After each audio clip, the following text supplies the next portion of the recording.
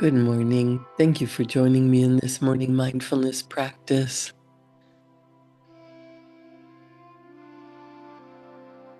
The greatest scientific minds agree with the great religious minds. Whether you're thinking spiritually or scientifically, you can understand that energy is. Energy is. Your goal, your dream, your vision, the thoughts that you think, when you attach meaning to them, when you attach feeling to them, they turn into your reality. That's the power of your subconscious mind. The subconscious mind, you don't see it, but it doesn't mean it's not working in the background. In fact, it's working all the time. Your subconscious mind is running the show. You don't have to think about breathing or making your heart beat or digesting the food that you're eating. You don't even have to think about when you drive to work the same route every day. You just automatically do it. So that frees your conscious mind to do some thinking. But most of the time, our conscious mind isn't thinking. We're just going along doing the same things we've always done. And then we start to realize, have results that we don't really want. We want something better. Or we keep doing things and wondering why our results aren't changing. Many of the most creative scientists in history have realized the true importance of the subconscious mind. In The Power of Your Subconscious Mind, Dr. Joseph Murphy talks about Edison, Marconi, Einstein. Many others have used the subconscious mind to give them the insight and the know-how to bring about their great achievements. The ability to bring into action the power of the subconscious mind is one of the most important factors in determining the success of great scientific and research workers. Dr. Murphy suggests that we experiment scientifically until you prove to yourself that there is always a direct response from the infinite intelligence of your subconscious mind to your conscious thinking. He suggests that one of the most amazing examples of this can be found in the life of the celebrated chemist Friedrich von Stradonitz. He had been struggling for a long time to understand the chemical structure of the hydrocarbon called benzene. This is a compound that contains 6 atoms of carbon and 6 of hydrogen. Stradonitz was constantly perplexed by the problem. All his efforts seemed to lead nowhere. Do you ever have that feeling that you're pushing and grinding and focusing on a problem and it's not being solved? You're not going anywhere. Obstacles keep showing up. While Stradonitz was not able to solve the puzzle and the riddle, he was tired and exhausted. He turned the matter over completely to his subconscious mind. Shortly afterward, as he was about to board a London bus, his subconscious mind presented his conscious mind with a sudden flash. In his mind, Stradonitz saw the image of a snake biting its own tail and turning around like a pinwheel. This message from his subconscious mind inspired him to orient his search in a different direction. Soon he arrived at the long-sought answer, the circular arrangement of atoms that is known as the benzene ring. If you're focused on the problem and you're getting frustrated, and the same thing is going around and around and around in your mind, and you're not able to solve a problem, turn it over to your subconscious mind. Ask for guidance. Demand an answer, and infinite intelligence will come through for you. Nikola Tesla was a brilliant pioneer in the field of electricity. The Tesla coil, an exhibit in science museums that is always a favorite with children, was only one of his inventions. This is a charged metal sphere. When someone touches it, the static electricity makes his or her hair stand straight up. Tesla also experimented with the concept of broadcasting energy. His ideas on this topic are still considered revolutionary. Tesla was a convinced user of the power of the subconscious mind. Whenever he had an idea for a new invention or a new research direction, he would build it up in his imagination and then turn it over to his subconscious mind. He knew that his subconscious mind would reconstruct and reveal to his conscious mind all the parts needed for its manufacture in concrete form. Through quietly contemplating every possible improvement, he wasted no time on correcting defects. He was able to give the technicians working with him the perfect end product of his mind. In an interview, he said, "Invariably, my device works as I imagined it should. In 20 years, there has not been a single exception."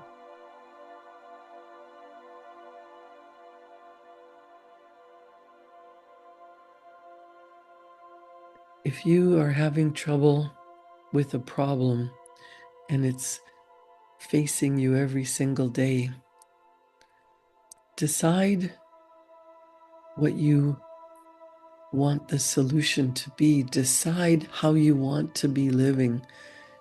Choose a new perspective, a new way of looking at life.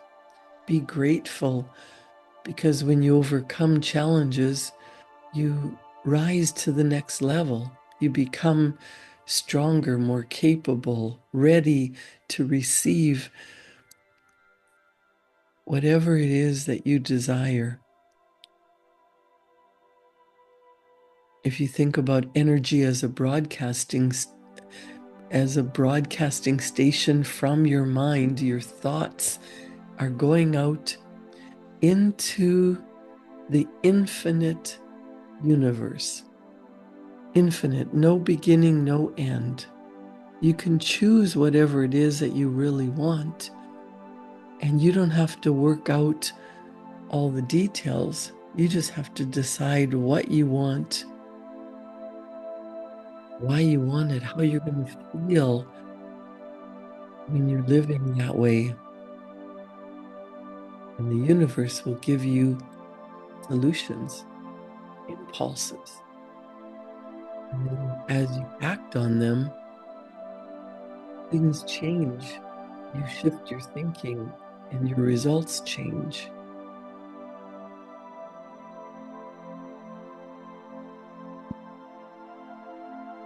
There's a famous story of Professor Louis Agassiz of Harvard University, one of the most distinguished American naturalists of the 19th century. He discovered the great powers of his subconscious mind while he slept. I'm reading the story from Dr. Joseph Murphy, Power of Your Subconscious Mind, and he talks about an example from a biography of Agassiz written by his widow. For 2 weeks, he had been striving to decipher the somewhat obscure impression of a fossil fish on the stone slab in which it was preserved. Weary and perplexed, he put his work aside at last and tried to dismiss it from his mind. Shortly after he awakened, convinced that while he was asleep, he had seen his fish with all the missing features perfectly restored. But when he tried to hold and make fast the image, it escaped him. Nevertheless, he went early the next morning to the Jardin des Plantes, thinking that on looking anew at the impression, he should see something which would put him on the track of his vision. In vain, the blurred record was as black as ever. The next day he saw the fish again, but with no more satisfactory result. When he awoke, it disappeared from his memory like it did before. Hoping that the same experience might be repeated, on the third night, he placed a pencil and paper beside his bed before going to sleep. Toward morning, the fish reappeared in his dream, confusedly at first, but at last with such distinctness that he no longer had any doubt as to its zoological characters. Still half dreaming, in perfect darkness, he traced these characters on the sheet of paper at his bedside. In the morning, he was surprised to see in his nocturnal sketch features which he thought it impossible the fossil itself should reveal. He hastened to the Jardin des Plantes, and with his drawing as a guide, he succeeded in chiseling away the surface of the stone under which portions of the fish proved to be hidden. When wholly exposed, it corresponded with his dream and his drawing, and he succeeded in classifying it with ease.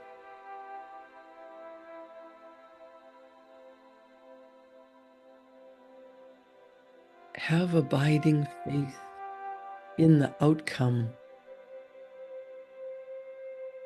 Know that there is a perfect solution for you. You might try what the great scientist did and leave a pen and paper beside your bed, and when you wake up in the middle of the night, write down what's on your mind. Draw a picture. Your subconscious mind is working day and night. Your subconscious mind is keeping you alive.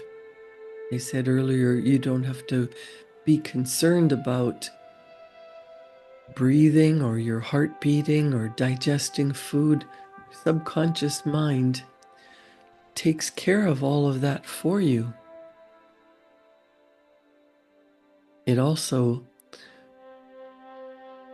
runs the image of whatever is the dominant thinking pattern of your mind.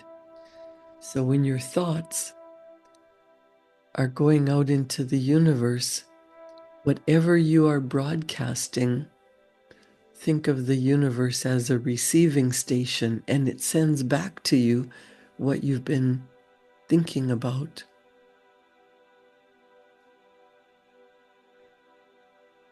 When you visualize your life as you would prefer it, as you want it to be, you set a vision, an ideal. How do you want to be living your life? With calm and peaceful confidence, you can know that your subconscious mind will figure it out. You don't have to focus on the problem. You don't have to beat yourself up in frustration.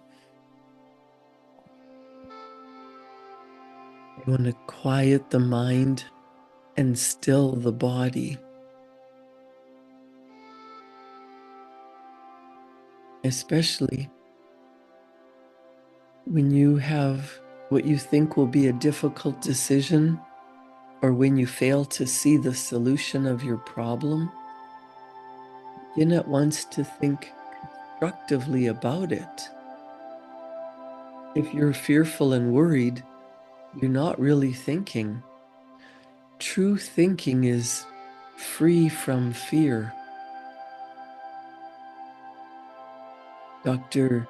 Murphy gives us some steps for a simple technique that you can use to receive guidance on any subject.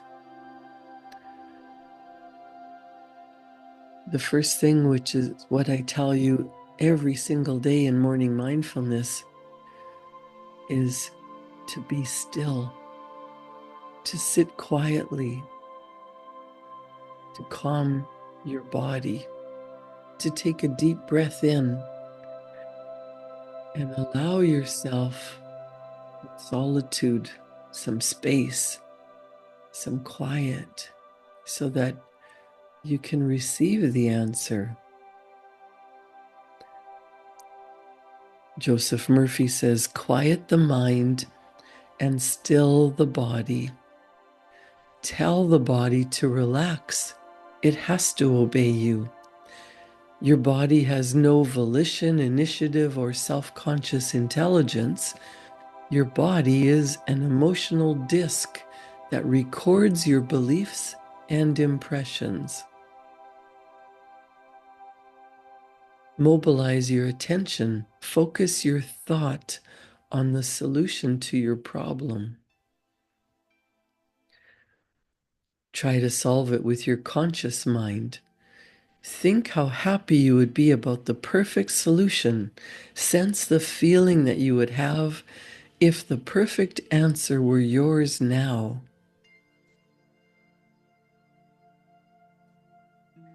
Let your mind play with this mood of happiness and contentment in a relaxed way. He's suggesting that we use this at night before we drift off to sleep, so that as you play with being happy and content, you're relaxed, and then you drift off to sleep. And then when you awaken, if you do not have the answer, get busy with something else. While you're preoccupied with something else, it is possible that the answer will pop into your mind. In receiving guidance from the subconscious mind, the simple way is the best.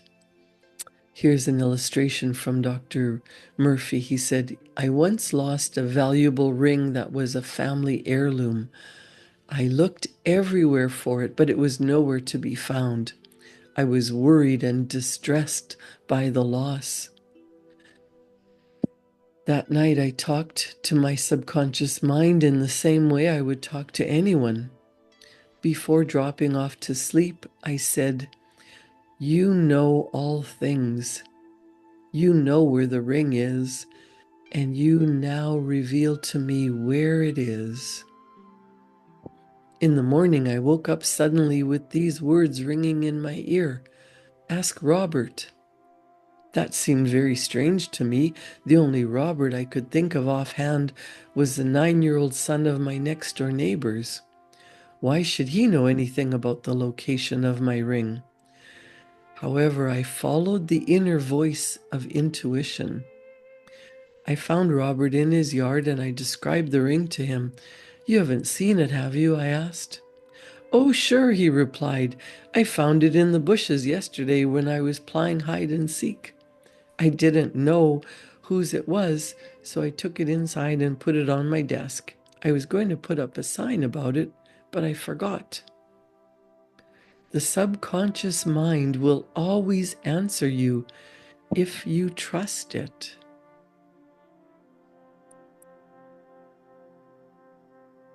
The secret of guidance or right action is to mentally devote yourself to the right answer until you find its response in you. The response is a feeling, an inner awareness, an overpowering hunch whereby you know that you know. You have used the power to the point where it begins to use you. You cannot possibly fail or make one false step while operating under the subjective wisdom within you. You will find that all your ways are pleasantness and all your paths are peace.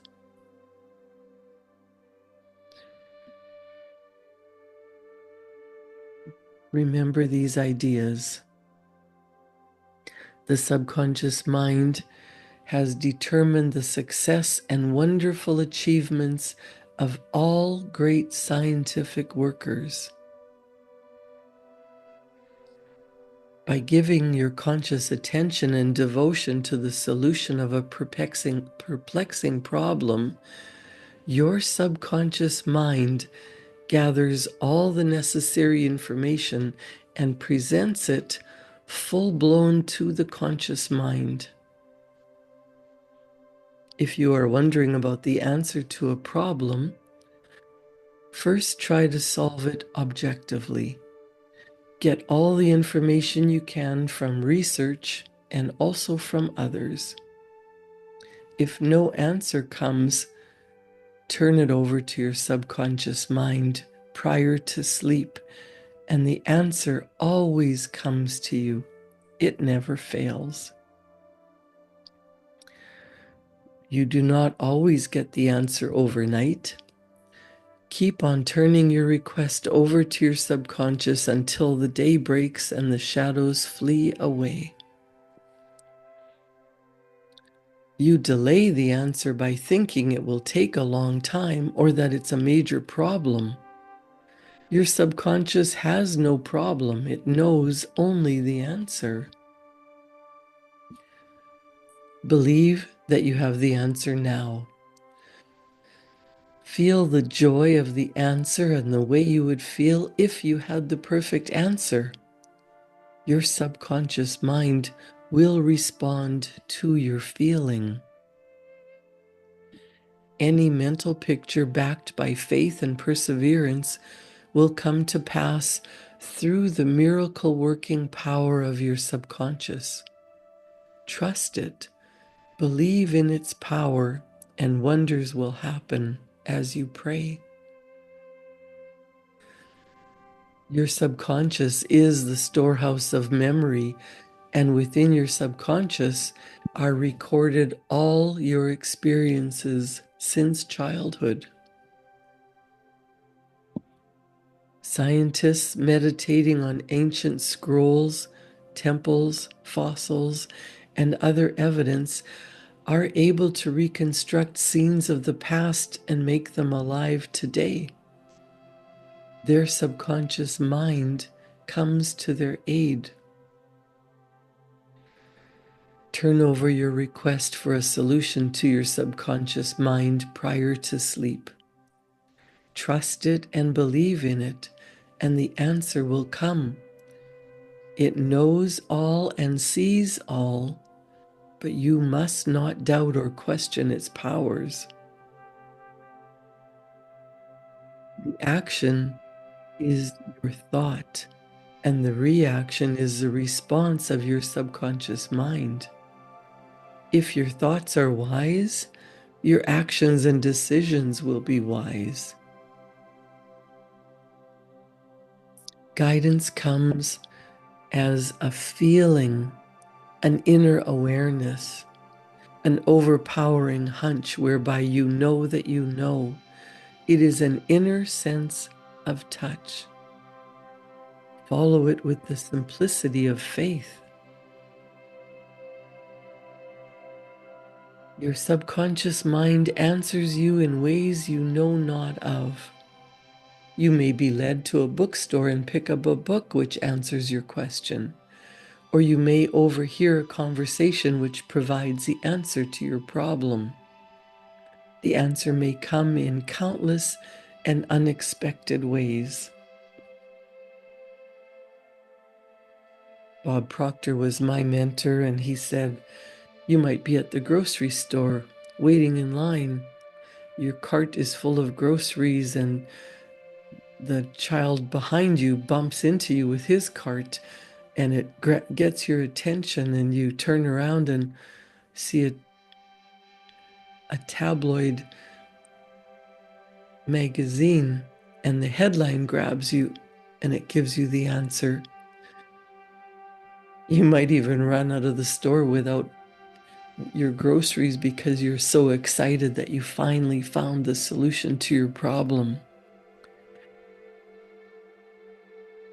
Turn it over to infinite intelligence. Turn it over to the higher version of yourself.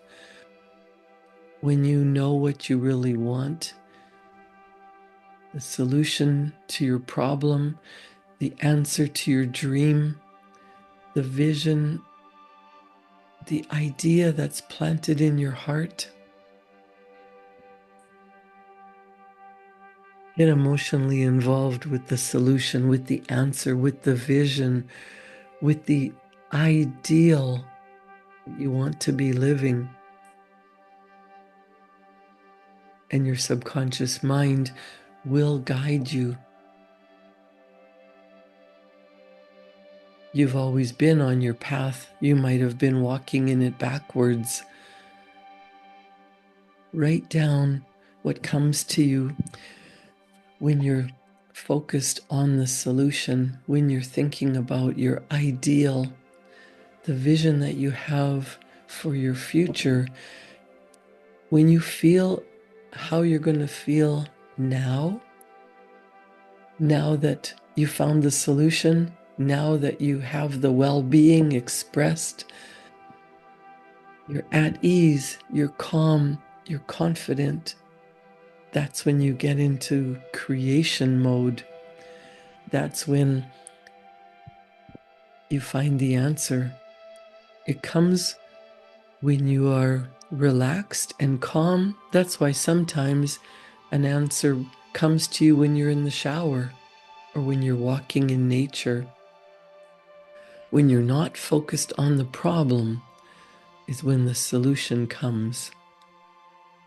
Write down what you truly desire and think of it from the end, not thinking of it, but thinking from your wish already fulfilled, your goal already accomplished, your vision already manifested in reality. How do you feel now that it's accomplished? Are you relaxed? Are you celebrating? Are you relieved? When you're feeling well-being and relaxed, the ideas flow, the solution is found. As you think from the wish fulfilled, from the goal attained, from your life as you truly desire it to be, you have the healing power within you. You are the cause of your results. Give it up to the universe, and the answer will come to you. Create a wonderful day. Thank you for joining me in this morning mindfulness practice. The solution is inside of you. Tap into that energy of joy, calm, ease, flow, and creativity. Show you the solution. Believe and receive. Ask knowing that it is yours, and follow the hunches that you receive. Thank you for joining me in this morning mindfulness practice. Enjoy your day. I'll see you back here tomorrow morning at 7, and see what happens when you turn the problem over to your subconscious mind tonight before you go to sleep. Thank you.